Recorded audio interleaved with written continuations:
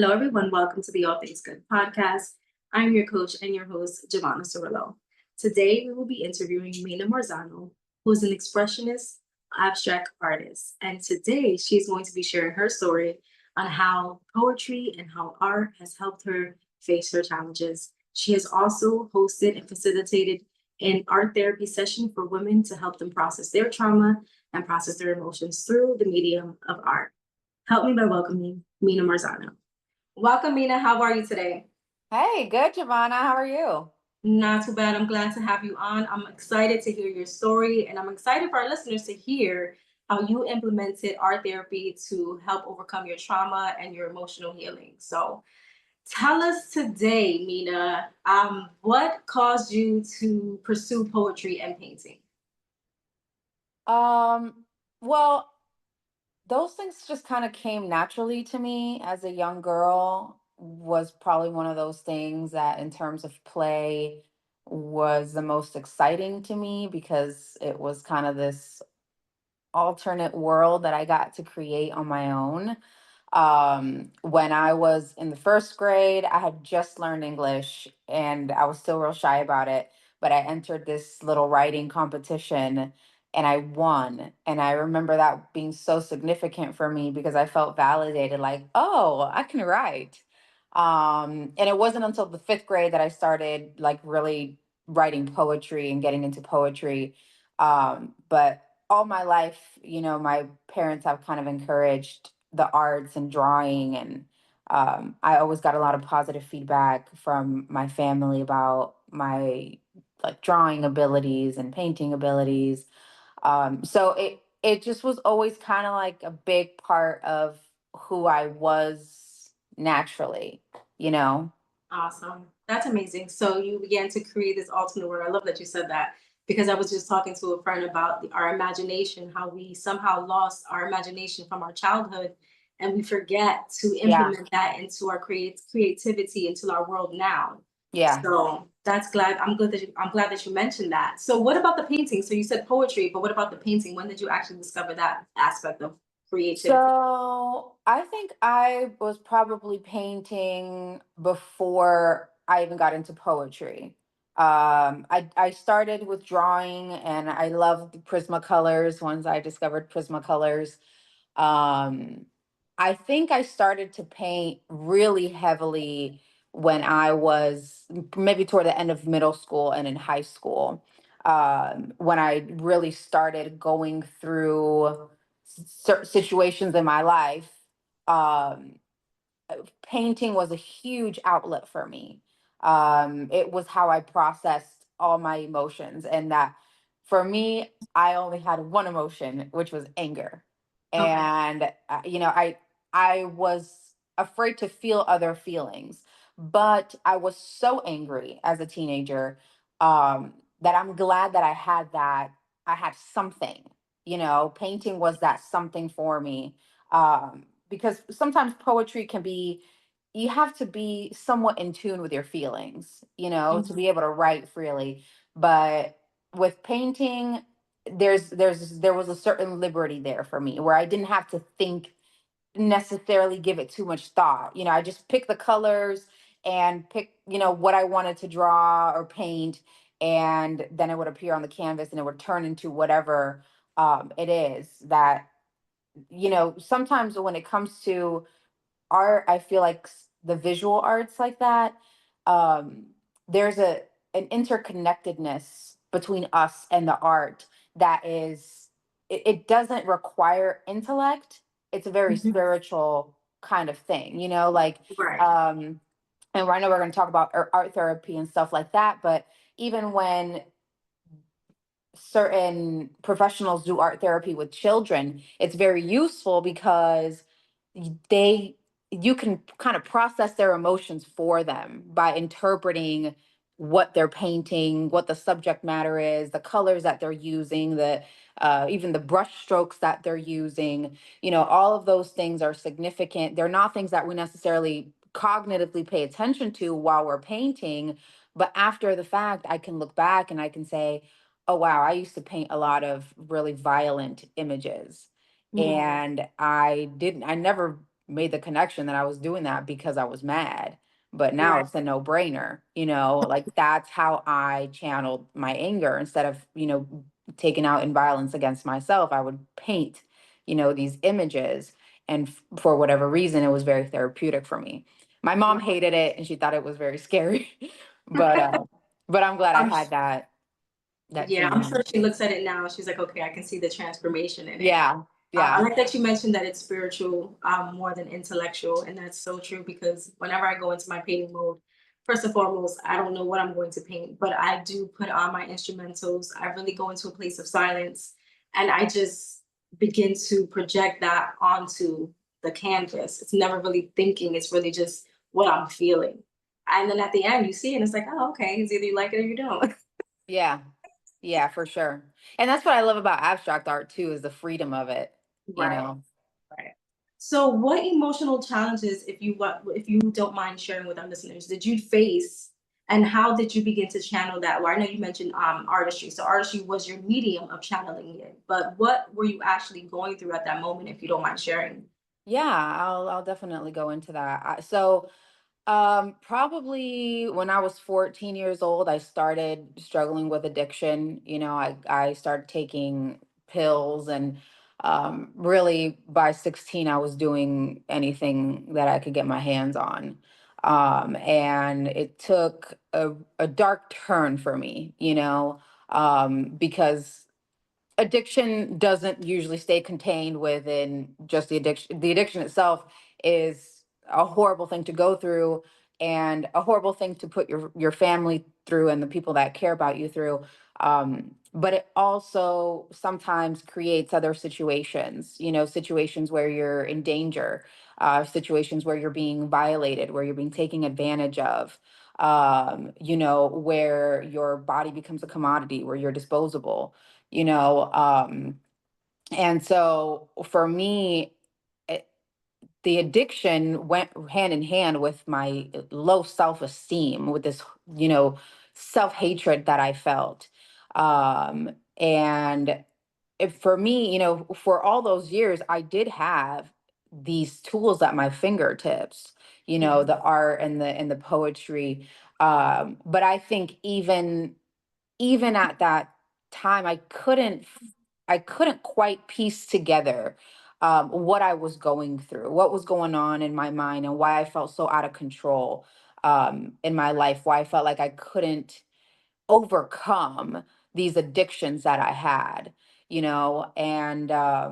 and so there was a point in time where I really wasn't using my artistry in a productive method, and I just kind of really delved into my addiction.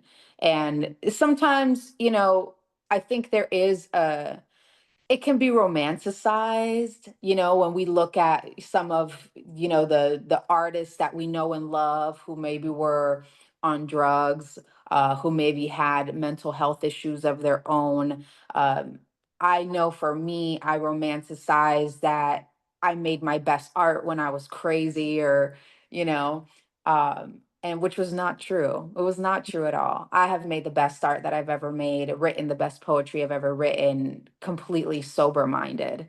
Um, so it wasn't until when I was about 20 years old, um, I went into a residential program, a rehab.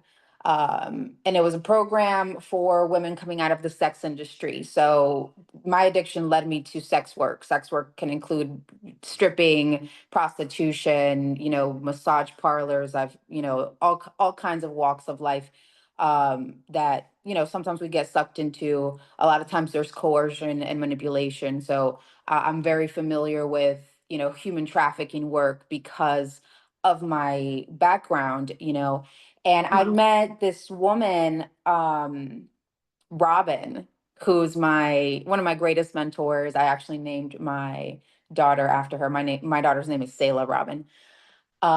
And Robin, she saw the artist in me, right? She met me at a hospital. I was like, I thought it was going to be the end of my life. And she met me, and she didn't see drug addict. She didn't see the sex worker. She didn't see all of the nasty, ugly things that I saw in myself. You know, she saw the creative, and even in that, it was a 3 year process that I was in this program. Um, and she cultivated not just the art that I was used to, but I started doing what do you call it? When you like sand wood down to like sculpt it into shape. So we would go to the beach and pick up driftwood, and I would just sand the crap out of this wood, because when I first went into healing, there's so many things that come up. There's so much anger, there's resentment, there's all this childhood trauma, and all of the trauma that I picked up during my addiction and what I was doing on the streets. Um, and it's like, it's all just stored energy. It's stuck energy in our bodies. That stuff does not go away. And so that was very significant to me in understanding how big of a part my creativity played in my well-being. And I think, in the conversation that we're having today, one of the most important things that I want to try to get across is that creativity, and Brene Brown talks about this. Brene Brown has a lot of good material, but one of the books that I've read when I was pregnant, is called The Power of Vulnerability. And she has TED Talks and stuff. And she talks about vulnerability a lot. She kind of coined that. And she talks about creativity. Creativity does Unused creativity is not benign. It does not just go away. It metastasizes. It turns into grief. It turns into rage. That's why it's so important for us to have that channel. And taking it to the spiritual level, I do think that we're all creators. We're all made to create. And that's something we've talked about, creating our own realities and things like that. That's a different conversation. But there is a creative component to who we are as human beings. And that doesn't necessarily mean that you have to paint or you have to write a poem. Sometimes that can be cooking a nice dinner. Like, you can Right. have creativity in that.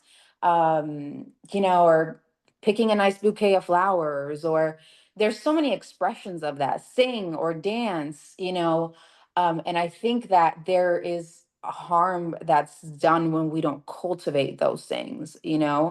um so anyway, just to kind of backtrack, so that was the big transition for me, when I went into recovery, the first time around, is having art be such a part of my recovery process because of this amazing mentor that I had, that saw that I already had that within me. So I hope I answered your question. You did. Yeah. You talked about the emotional challenges that you were facing. So you were facing through anger, you went into addiction, and you began to use that and channel that through your artistry. And it was different forms, which I love that you mentioned that there are different forms of artistry, because automatically we think it's, writing, it's painting, it's poetry, but we're, like you stated, we're creators. We were born to create, whether we are creating the next solution to, climate change, whatever it is, we're creating something, right? Right. So Yeah, just everything that we have now is because someone created it. Like, all of it is creativity. I think, like, just boiling it down to what is creating is just to make something that wasn't there before. right. And I think too, and I've been thinking a lot about Brene Brown's work when I've been kind of preparing for this conversation, because her what she talks about creativity, that was one of the things that impacted me the most, that I've read. There's new studies now being held on neuro arts, right? So how the art literally impacts the brain, and we can go into that. But so Brene Brown talks a lot about art scars, and she talks about how comparison is such a Mm, big factor when it comes to us engaging in art, because sometimes, so some people say it's during the third grade, some people say fourth grade, but around that time is when kids start to lose their creativity. Like you see Mhm. little kids, they love to draw, you know, they'll Right. draw uh, whatever, a cow with six heads, and we're all like, oh, that's so cute, you know. But Right. then by the time they're like in the third, fourth grade, like let me bring you a cow with six heads, you're gonna be like, that a cow don't look like that, you know? Right. And they're looking over their shoulders to little Stacy who drew the perfect cow. And it's like, well, my cow's not that good. Mhm. And we kind of discourage ourselves, you know, from it. Art can be so daunting to some people, you know. That's why I prefer to say creativity, because, you know, people think art, capital A, like you need to be a painter, you need to be a poet. And I think another thing with that is you don't have to make it into like your identity, you know, you don't have to be an artist per se, you know, but there is an importance to channeling that creativity that is within all of us, and whatever expression feels authentic to us. Right. You know, and letting go of that fear of comparison of what my art is, you know, how it's ranked compared to someone else's art. But I think that is more irrelevant than we think. Yeah, I definitely agree. And with you saying that, I want to challenge our listeners to find that creativity within you. Like she said, it doesn't have to be art, it doesn't have to be poetry, it can be gardening, it can be photography, it can be jewelry making. There's so many things out there that we just can put our hands on and begin to use that as a form of therapy to process emotions, to process challenges. So take some time, our listeners, to actually find what you are creative in. And it doesn't matter. It can be like get out of your head. As she stated, it's more of a spiritual thing. Get out of your head and just get into it and try different things and see what best works for you. So thank you so much for sharing that, Meena. So how do you handle creative blockages? Me myself, I'm coming back into the artistry, especially poetry. I've been painting for some time. Not consistent as I should have, as I should be. I'm writing a bit more, but what's advice you can give to those who are in the creative aspect, artistry, writing? What methods did you use to prevent or get out of those creative blockages? So for me, one of the things is kind of shifting my creativity.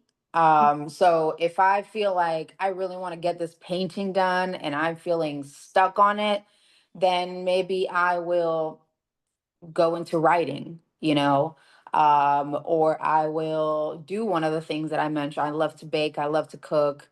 You know, I'd like to just do creative things with like my little sister. Sometimes we have dance parties.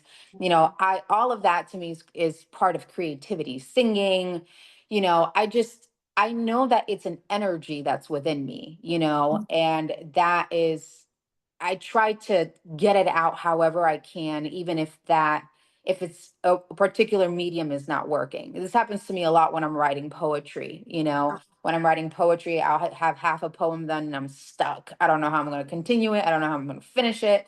And sometimes I just have to pause and I have to go into doing something else, you know, trying to channel that creative energy into something else. Okay. And another part is to the spiritual component that I do think, you know, when we think of our energy centers, you know, a lot of our creative energy is within that first energy center, right? And a lot of it gets stuck.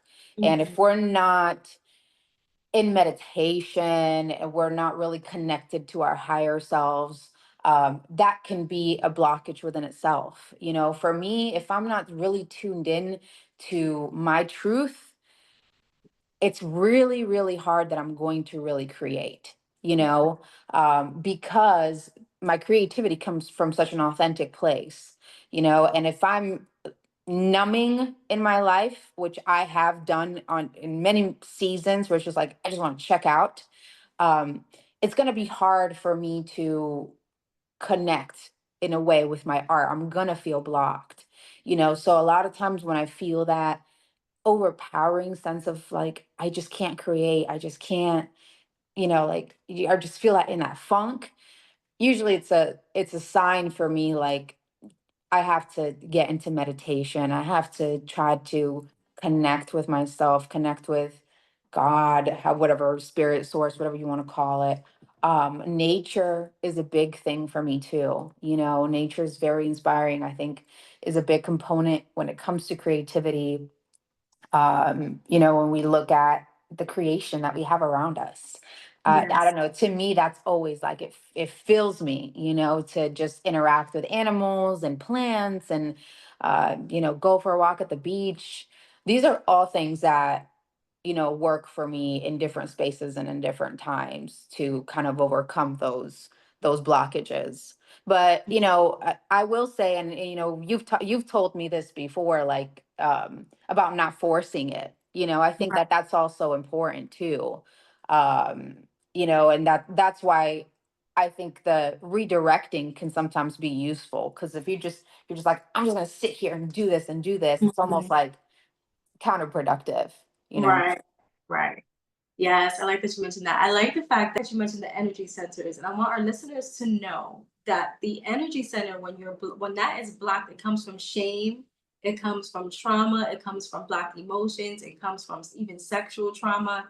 So I want you to know these things that if you're feeling shame in your life, or you feeling like regret, there's things that happened to you, or maybe things that you did, and you're in a place of blockage and creativity, then you might want to seek either counseling or just some reflection to figure out where that shame is coming from, where that trauma is coming from, where that regret is coming from, so that you can come into that place of creativity.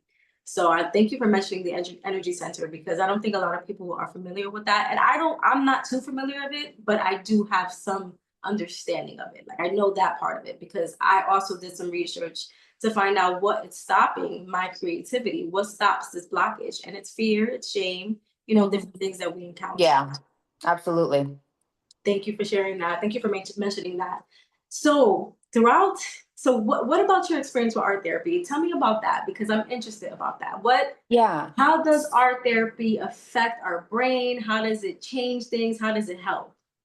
So, this is not something that I actually knew when I was doing art therapy. Mhm. But I know now is, neuroplasticity is something that's been talked about in, the recent years. It's a very popular topic, right? When before we used to think that we were just hardwired a certain way and the brain that we got is what we got, Right. And now we've learned that that's actually not the case. Our brain can be in very real terms rewired, right? Yes. It's almost like clay, and so the study of neuroplasticity is kind of like what those bridges being rebuilt in our brain.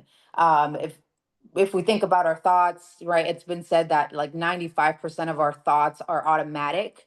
They're just wired in our brains a certain way. So there's been studies done recently, that actually say that art is a big component in increasing the plasticity of our brain. So making our brain even more moldable, right? So rewiring those connections. The way that I see it in my mind, it's almost like a softening, right? Like we have these hardwired things in our brains, and art almost like brings a softening to the brain. These are my words, these are not science words. That's just kind of how I process it in my mind. But I mean, they're doing so much research. Obviously, I've been, looking into stuff because I know that we were going to have this conversation. But there's so much research being done with the arts, with music, lowering cortisol levels, directly connected with listening to instrumental music for 30 minutes. They're incorporating more art into hospitals because they have learned the visual benefit of seeing art, and these are all things that I feel like resonate with us, because if I tell you that, you're like, oh yeah, it feels so much better walking into a hospital and seeing a large piece of art than just a blank wall. We just Right. know that it just gives us a different, it does something to us that I don't even know. There probably is a science way of explaining it. I haven't really been able to conceptualize it well enough to explain it. But I think it's almost spiritual. you know, Right. what it does to us beyond what it does to our brain. So for me, I did art therapy with women who were also coming out of the sex industry. And what I think was so productive is that when you're living that kind of lifestyle, there's a lot of dissociation that takes place. Dissociation is your best friend because you don't want to be in your own body while certain things are happening to you. And a lot of women that I worked with were so detached from themselves, so detached from themselves that it was like trying to have a conversation with them about something was like pulling teeth. But Mm, I would get them to do an art activity that maybe they didn't put two and two together of what we were doing. And like I said before, with children, it's like when they would look at their art and they would try to interpret their own art, they would get their own answers, you right. know? It's just about kind of doing the right prompts. And it's been a while since I have done art therapy, but I did it for a couple of years with a group of women. And it was also the power of doing it with other women. There's something to be said about having someone be on that journey with you and not feeling totally alone. I think it's really powerful. um as opposed to like doing one-on-one talk therapy, like being there and doing this activity and getting to share with other people that these feelings are coming up, and they're not, you're not alone in that. Like, oh, Right. I'm breaking down over this, and there's someone next to me that knows exactly how I'm feeling. That was also a powerful component. But there's so many things that we navigated through art therapy. One of the exercises that I remember helped me personally a lot was imagining that I got on a bus and all of the different versions of me and who I was were on this bus. And I got to draw each version and talk to each version and get to know them. That speaks to fragmentation, which is the idea that we break off at certain intervals when we have trauma. It's Right. almost like that part of our identity kind of breaks off, and it all goes back to those blocked energies. That's really what it is. So that's what I understand it as, at least. So it really kind of helps that integration.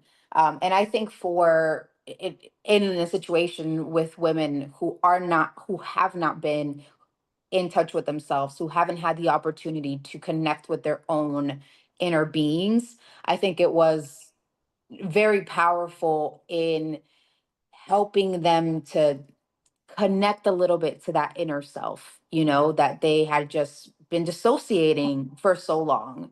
And of course I had the same experience. So I walked through that journey before I ever was able to lead other women into that journey.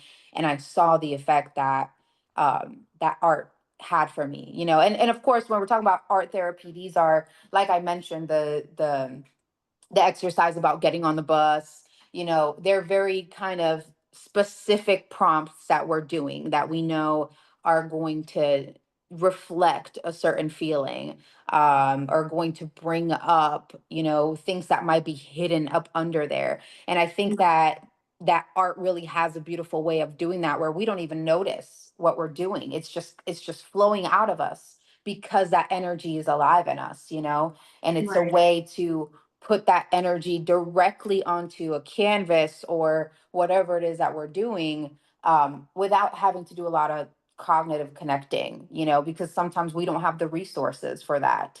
Right. Sometimes the realization, the aha moment comes after the feelings are put out there and we can actually interpret them.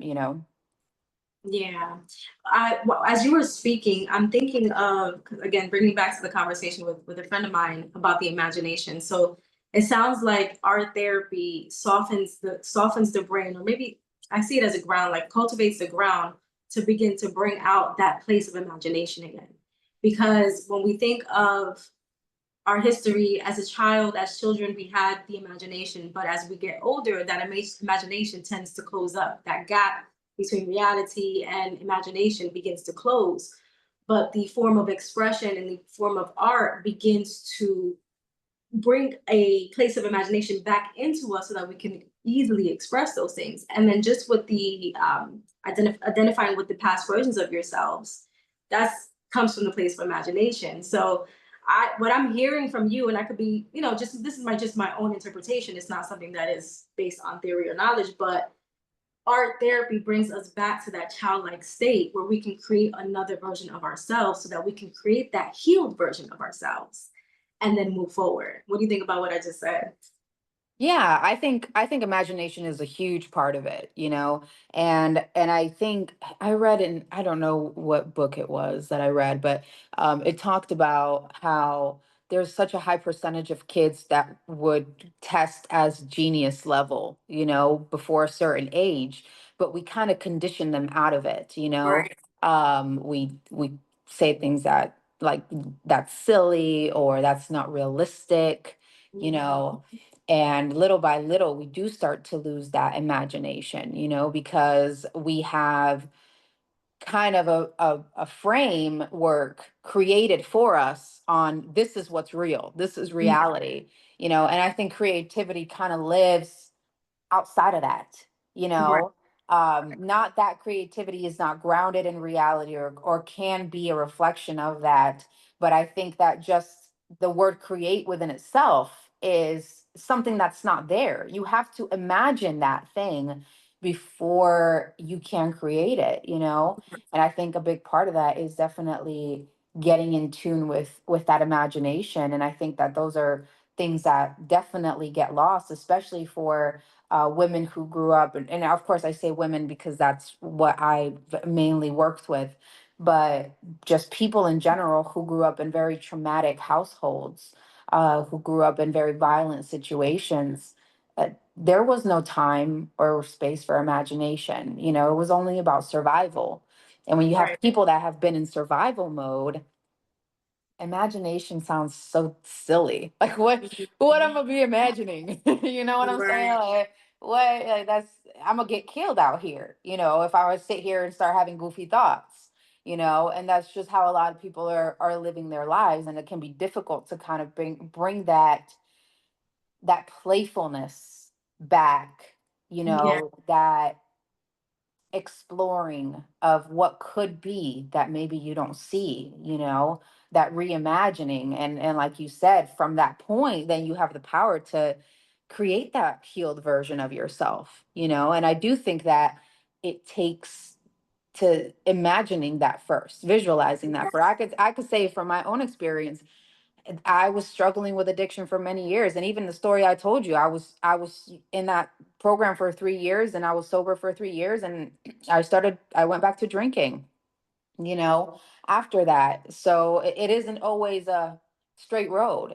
Yeah. Um, but the um the point that I was trying to make is that I always saw that Meena that could be well, that could be sober, that could be healed. I imagined what that woman would look like, you Right. know? And I feel like that's really kind of been a rope that's pulled me, that's really helped me. So I think sometimes we underplay the power of things like that, because they seem trivial to us, because we're so concerned on, facts and physical material, but the imagination, creativity, they're essential to living wholehearted lives, in my opinion. Yes, I agree. Mina, this has been amazing, an amazing conversation. Tell our listeners, what are some words of advice that you may have for those who have, went through something similar to your journey or just a different journey in general, how they can begin to implement this in their lives starting today? um I would say, start creating. If you're not, even if it's in your mind, let your mind go to places that you haven't allowed it to go to. Visualize what you really want for yourself, and don't give up just because you made a mistake. I used to do this a lot in my recovery. I would go back to the drug or the drink and I'd be like, screw it all. Mm. And it doesn't have to be that way. So for people who are in similar situations, there is a way out. Even if you feel like you are drowning in your trauma and you're never going to get healed. I was there. I felt that. I thought I could never come back from that. I thought, for me to even be able to be open about my experiences is something I never thought I would do because they were connected with so much shame, you Right. know. But you don't have to be defined by your circumstances. We have the power to create our own reality. We have the power to imagine new places, new territories, new ways of living. So I would encourage that. And people who are, not going through maybe what I went through, I would say try to implement a little bit of creativity into your life and see how it changes you, whether that is art in its traditional forms, or whether that is, dance or sing or cook or, gardening or whatever that could look like. um I think it's very valuable to our wellness as human beings. So encourage creativity and hang in there. We're powerful beings. We can do anything we put our mind to, and that's not just a cliche. Right. Amina, Meena. I done created a whole name for you. Meena. This has been amazing. I'm so like just seeing your journey and looking at you now. I think it's powerful. It's empowering. So thank you so much for your information, your knowledge, your wisdom. How can our listeners find you? I know that you have art for sale. How can they find you? How can they purchase? I am at www.marzanofinearts.com. So my information is on my website. I am not on social media. That's, part of my mental health journey that I've just learned. It just doesn't sit right with me, and is one of those things that creates blockages in my creativity. So but you can find me at marzanofinearts.com, and you can find a way to get in contact with me there. My email, my phone number, if you are interested in purchasing any art.